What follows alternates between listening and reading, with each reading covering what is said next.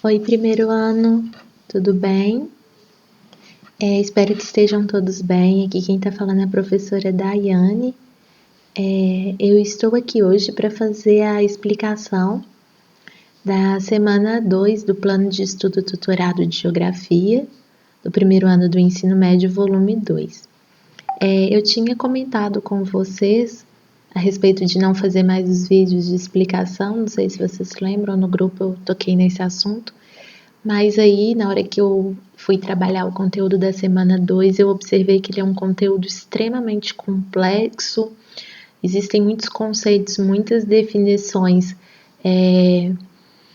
muito difíceis de assimilar, e eu achei importante, como professora, explicar esses conteúdos para vocês, antes de pedir para resolver os exercícios, tá bom? Então prestem muita atenção na aula de hoje.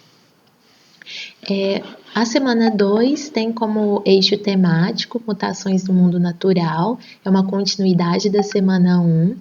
O tema e o tópico a serem trabalhados também permanecem, é a relação sociedade-natureza em questão, domínios da natureza do Brasil. A habilidade, que é aquilo que você, estudante do primeiro ano do ensino médio, deve saber fazer após terminar de assistir essa aula, é avaliar os domínios da Caatinga e do Cerrado sob a ótica da originalidade climática, hidrológica e pedológica, relacionando as possibilidades e os limites de seu uso pela agricultura. Então, olha, uma primeira informação importante é esse conceito aqui, pedológico, né? Se refere ao estudo dos solos, tá bom? A pedologia, que é o estudo dos solos. Já logo aqui na habilidade já tem um conceito que é muito específico e talvez vocês não tenham estudado isso no ensino fundamental. Daí a importância dessa aula, tá? Então, é como se essa segunda semana fosse para a gente ter um olhar mais atento, ter um olhar mais atencioso, minucioso com 2 dos 6 domínios estudados na semana passada. Então, o foco aqui é Caatinga e Cerrado, beleza?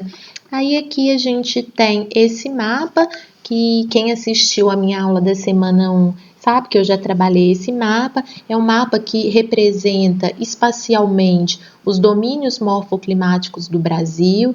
Então, aqui nós temos representado em laranja mais forte o domínio da Amazônia, em laranja mais claro o domínio do Cerrado, que vai ser estudado. Essa tonalidade representada pelo número 1, a Caatinga. O número 2, domínio dos mares de morros. Aqui está escrito Mata Atlântica, mas em termos de domínio morfoclimático, a expressão certa não é Mata Atlântica, é domínio dos mares de morros.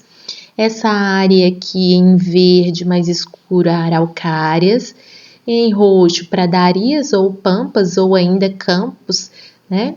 Ou pampas gaúchos, e essa área aqui nessa tonalidade em verde, que aparece aqui também, se refere às faixas de transição, que conforme a gente já estudou na semana 1, são áreas de transição entre um domínio morfoclimático e outro, e aí por isso elas apresentam uma vegetação muito heterogênea, muitas vezes elas apresentam vegetação de vários domínios morfoclimáticos ao mesmo tempo. É o caso aqui dessa região aqui do norte do Maranhão, onde fica a mata de cocais, que é uma vegetação de transição, tem características de Caatinga, de Cerrado e de Amazônia, tudo misturado, né?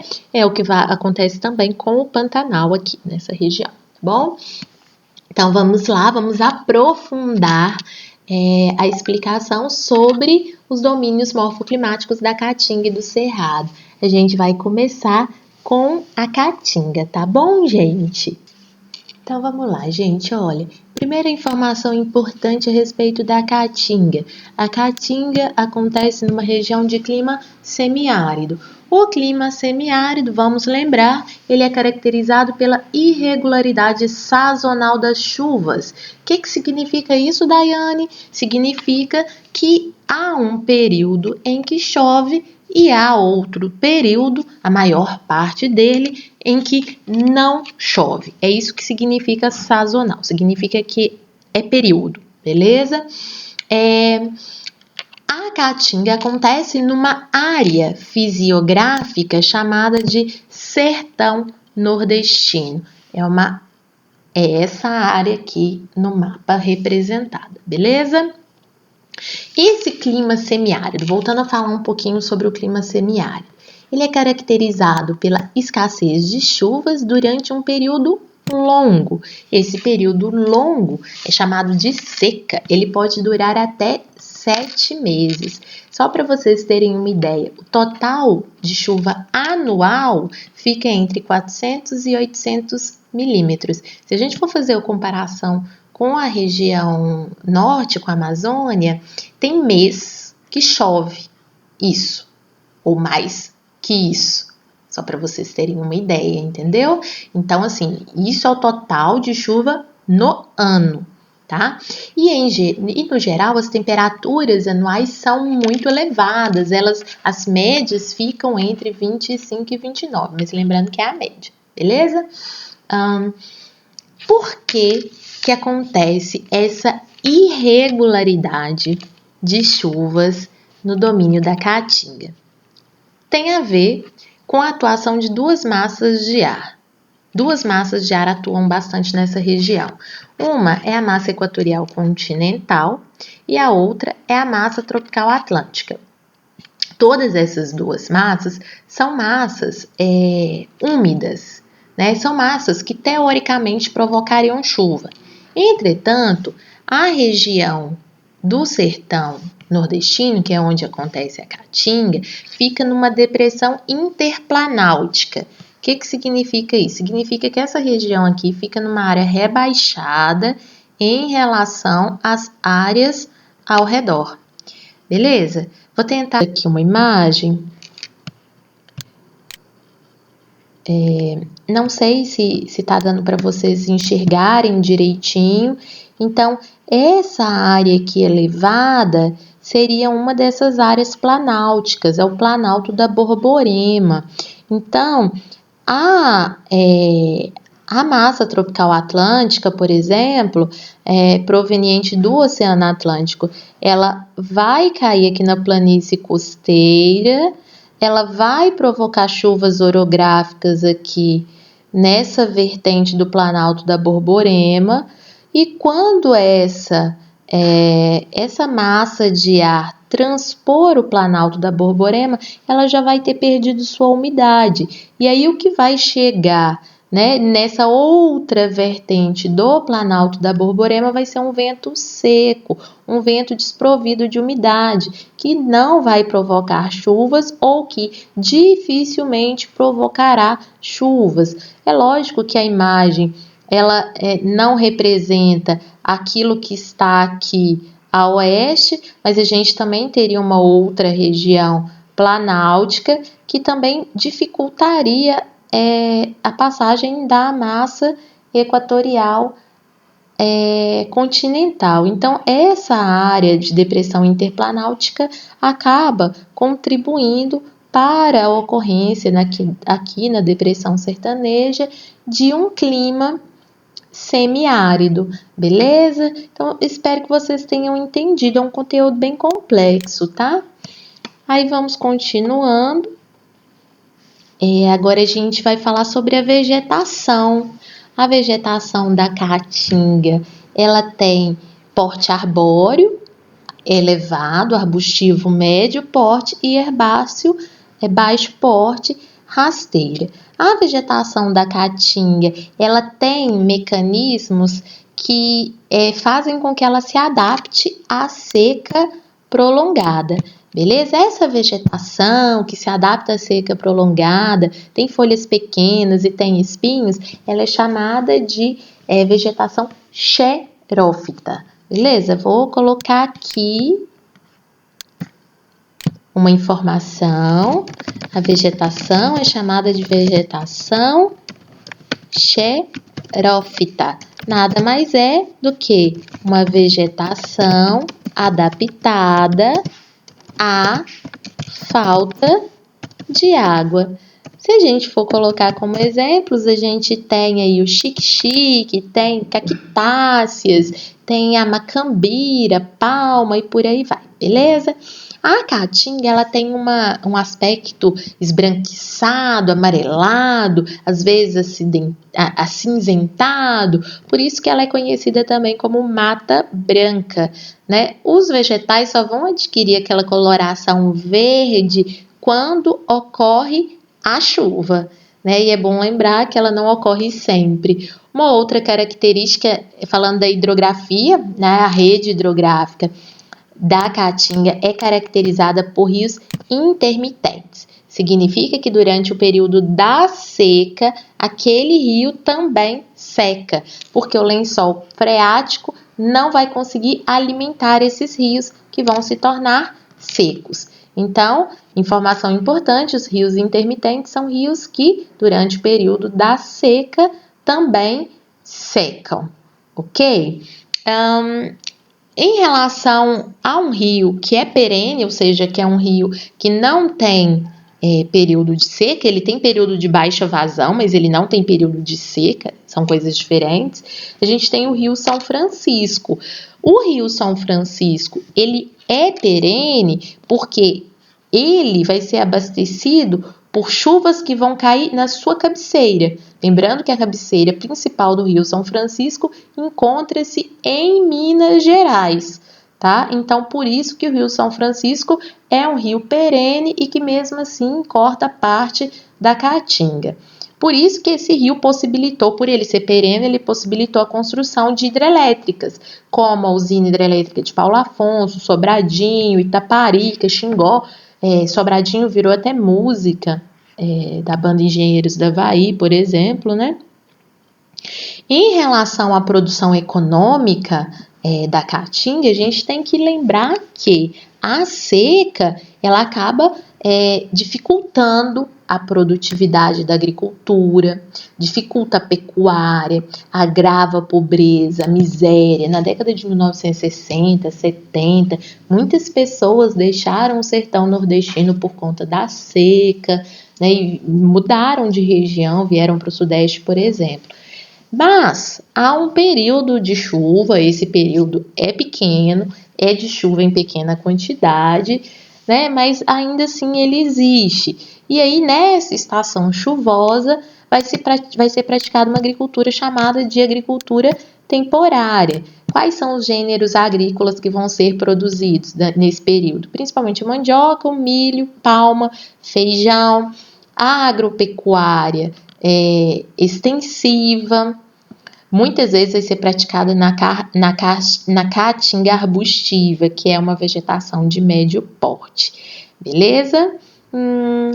Basicamente, essas são as informações principais acerca da caatinga. Agora vamos para o domínio morfoclimático dos cerrados. É bom lembrar que o domínio morfoclimático dos cerrados abrange essa região aqui do Planalto Central, Brasil Central.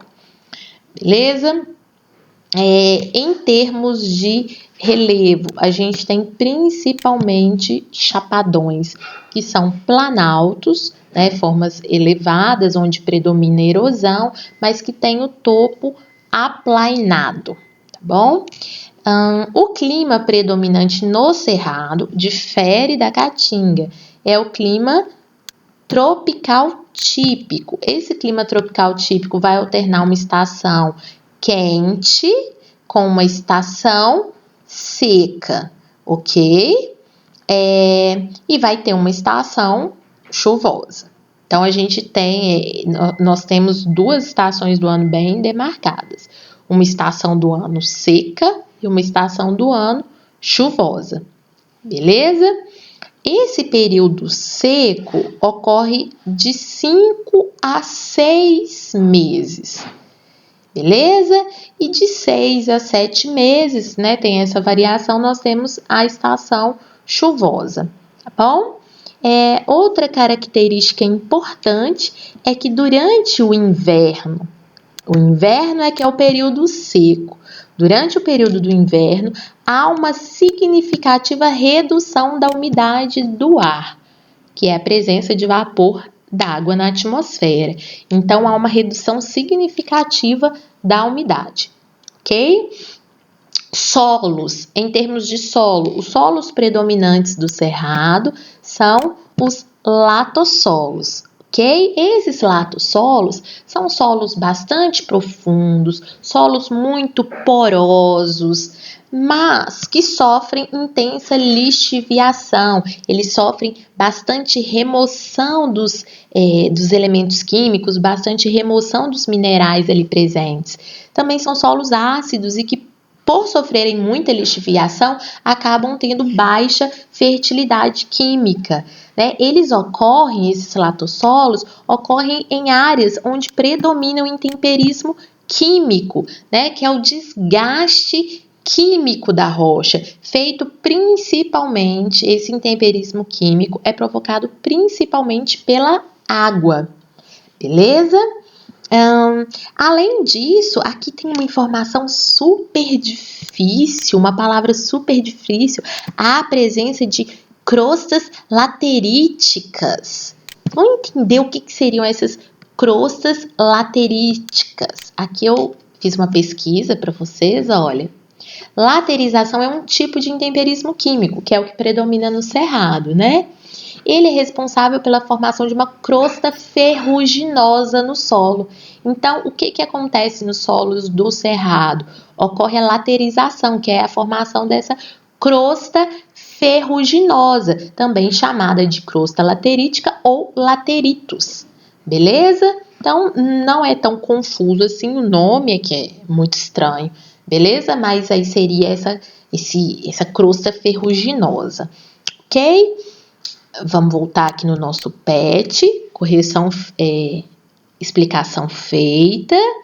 Em se falando da vegetação, existe uma variedade de vegetações, mas a gente tem uma característica muito interessante da vegetação do cerrado, é que é uma vegetação caracterizada por ter galhos e troncos retorcidos. Tá? Já eu falo um pouquinho melhor sobre essa característica, tá? Aqui, olha, fala que os vegetais do cerrado apresentam um pseudo-xeromorfismo. Ai, ai, ai. O que seria isso? Esse pseudo-xeromorfismo. A gente consegue perceber esse pseudo-xeromorfismo pela paisagem do cerrado na hora que a gente percebe esses troncos e galhos retorcidos, folhas grossas, ásperas, as árvores têm casca grossa, raízes longas, né? Isso tudo é o que a gente chama de pseudo-xeromorfismo. E eu fiz uma outra pesquisa aqui para vocês, olha aqui. Por que a gente chama de pseudo-xeromorfismo e não de xeromorfismo? Xeromorfismo, ou plantas xerófitas, são plantas adaptadas a ambientes predominantemente secos. Seria o caso das plantas da caatinga, elas são xeromórficas ou xerófitas. O cerrado, é bom lembrar que ele tem um período chuvoso, que vai de 6 a 7 meses, é um período de chuva constante, bastante chuva, né? Então, a planta do cerrado, ela não é xeromórfica, ela é pseudo-xeromórfica, né? Como se ela fosse uma falsa xeromórfica. Ela não é uma planta de ambiente seco, ela é uma planta de ambiente sazonal, um período chuvoso e um período seco. E aí a gente pode pensar, então o que faz com que ela tenha essa aparência de um ambiente seco? O que faz com que ela tenha essa aparência é a baixa produção de proteínas nas plantas. Então, ela tem uma deficiência, né? Há um excesso de carboidrato, né? E uma baixa produção de proteínas. Isso faz com que elas tenham esse aspecto retorcido, né? Casca grossa. Deixa eu mostrar a foto para vocês, vegetação do cerrado, para vocês entenderem isso que eu tô falando. Olha aqui as imagens, meus alunos. Olha o aspecto. Olha aqui o aspecto. né? Olha aqui em época de perda de folhas. Às vezes passa até a impressão de um ambiente totalmente seco, mas não é. Por isso que a gente chama de pseudo-xeromorfismo, tá? Então, isso é uma característica da vegetação. Ok? Que mais que é importante aqui? Nós temos informações sobre o relevo. Aqui fala, eu já falei, mas vou reforçar. Em termos de relevo, predominam chapadões sedimentares e chapadões de estrutura complexa.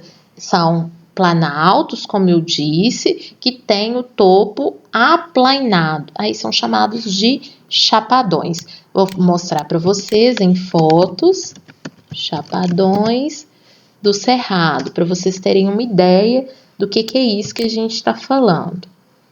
Olha só, para vocês terem uma ideia. Então, são essas superfícies aqui, tá vendo? Elevadas com o topo aplainado, ok? Vamos voltar para o PET.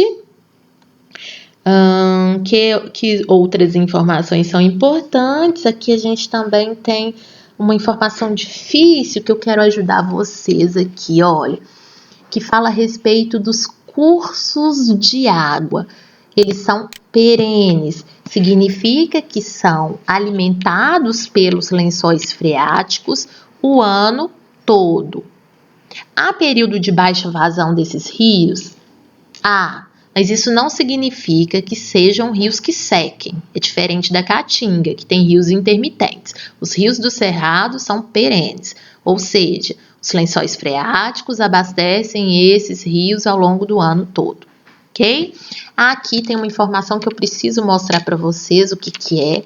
Aí fala que a bacia hidrográfica, assim como as subbacias hidrográficas do Cerrado, tem aspecto dendrítico.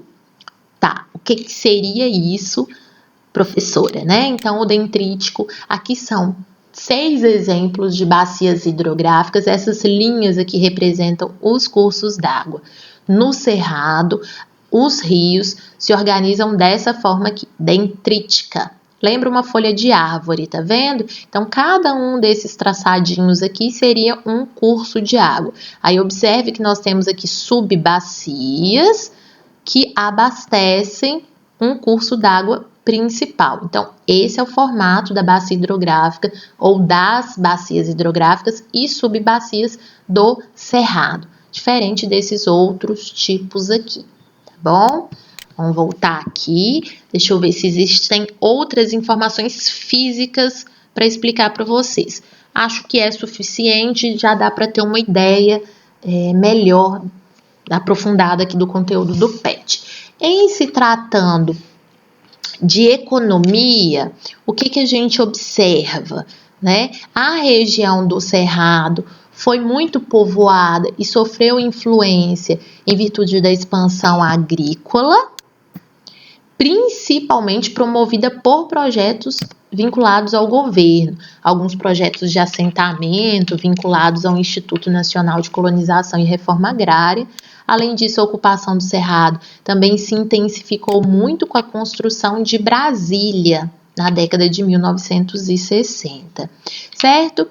Em relação à expansão agrícola, essa expansão agrícola vem provocando um desmatamento desenfreado e substituição da mata nativa, principalmente por causa da monocultura intensiva da soja, do milho, do algodão, outros fenômenos que vêm provocando o desmatamento no Cerrado, a intensificação da urbanização, há um uso intensivo dos solos por conta das monoculturas.